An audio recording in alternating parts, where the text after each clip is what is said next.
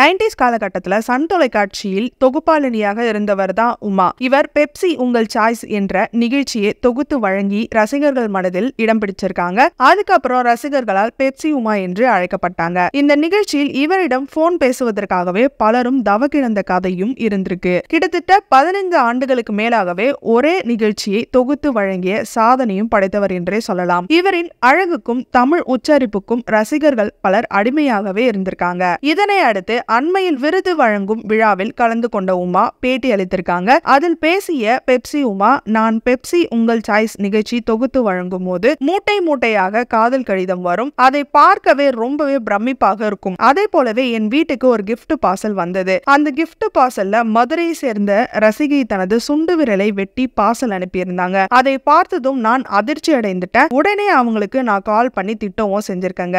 அதுக்கப்புறம் ரஜினி கூட நடிக்க 2 படங்கள் வாய்ப்பும் வந்தது. அதுக்கப்புறம் பாரதி ராஜா, கே பாலச்சந்திரன் போன்ற இயக்குனர்கள் நடிக்கிறதுக்கு அழைச்சாங்க. பட் எனக்கு நடிக்கிறதுக்கு இன்ட்ரெஸ்ட் இல்லைன்னு சொல்லிட்டேன். அதே போல என் வயதிற்கு அனுபவத்திற்கும் ஏற்ற மாதிரி நிகழ்ச்சிகள் வந்தால் நிச்சயம் தொகுத்து வழங்குவேன் என்றும் பேசியிருக்காங்க பெப்சி உமா.